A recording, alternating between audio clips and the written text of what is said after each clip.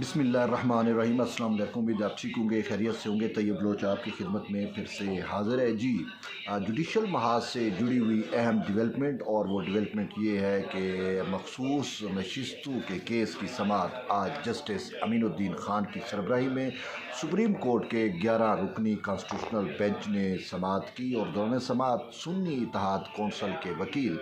फैसल सदीकी ने जो है वो मिनटेबिलिटी मतलब काबिल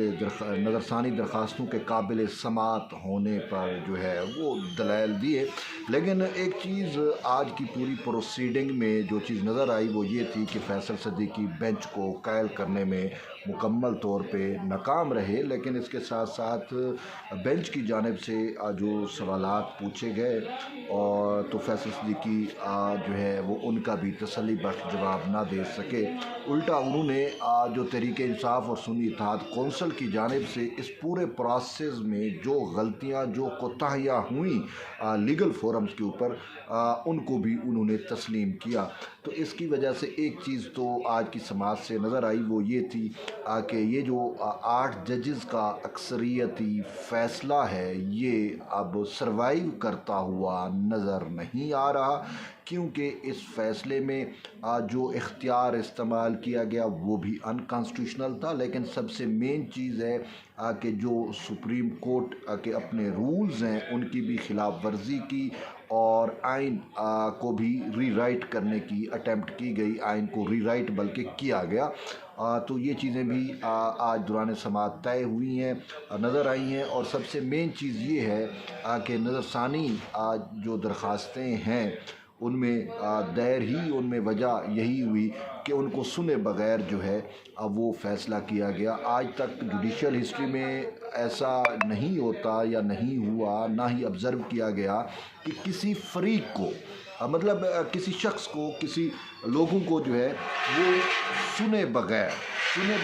उनके ख़िलाफ़ कोई फ़ैसला जारी कर दिया जाए, कोई ऑब्ज़र्वेशन दे दी जाए, कोई फ़ैसला दे दिया जाए। सुप्रीम कोर्ट में जब भी ऐसे मामलात आते हैं, और इसी की निशानदेही जस्टिस मोहम्मद अली मज़हर ने भी की। उन्होंने कहा कि अगर देखें, अगर 184(3) होता तो फिर मामला डिफरेंट होता, और 184(3) में जब फ्रीकैन को, जब लोगों को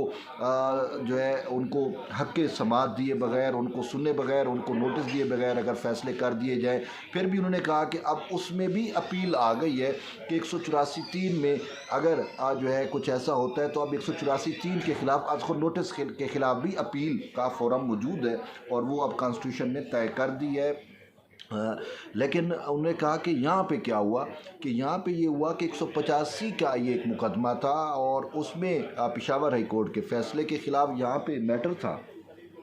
तो उसमें जो फ़रीक थे, मतलब अब फ़रीक अगर आप समझें कि वो ख़वातीन स्पेशली जिनको मखसूस नशिस्तें मिली, या वो पार्टियां जिनको मखसूस नशिस्तें मिली, उनको तो सुनना तक नहीं गया, और उनको समाअत की जाती, उनका जब हक़ मजरूह किया जा रहा है, उनके ख़िलाफ़ फ़ैसला दिया जा रहा है। उन्होंने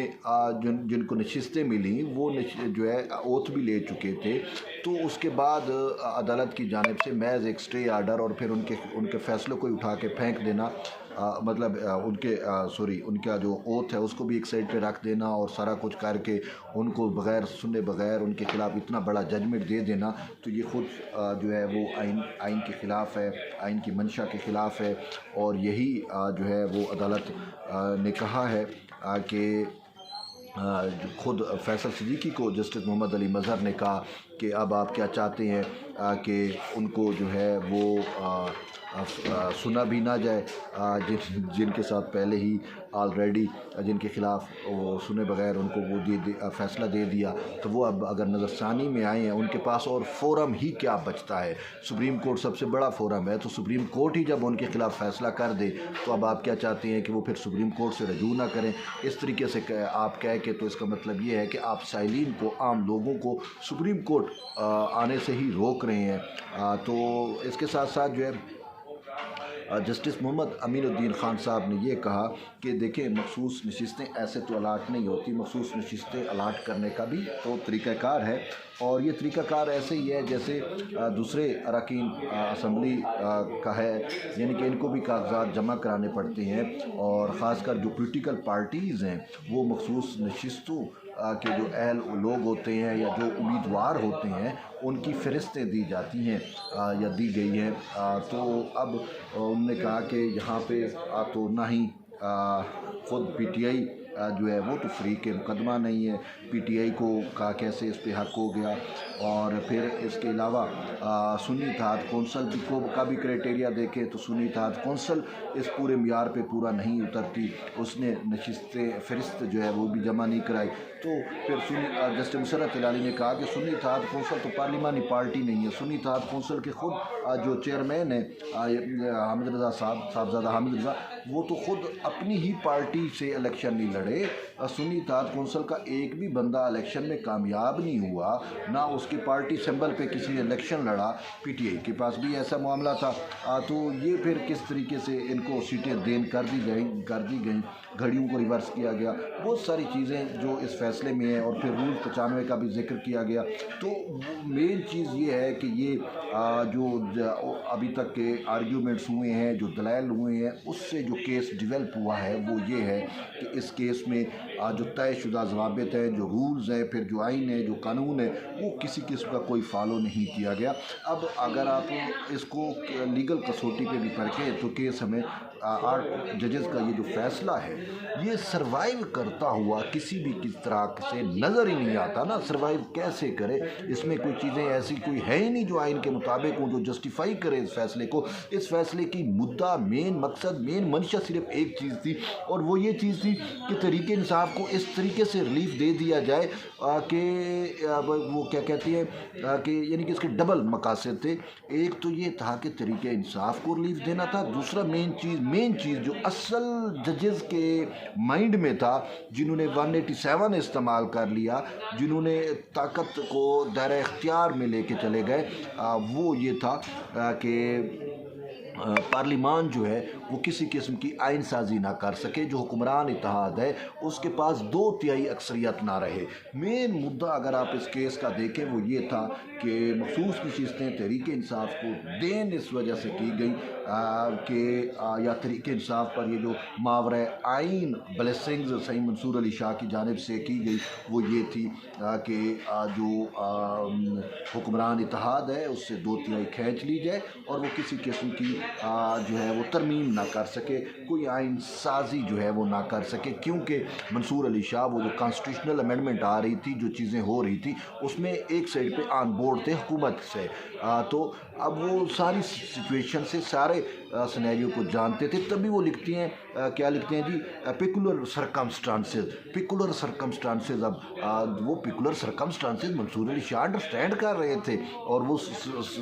उनको जो है वो पॉलिटिकली जो सिचुएशन थी उसको उन्होंने बग़ैर लीगल जो है वो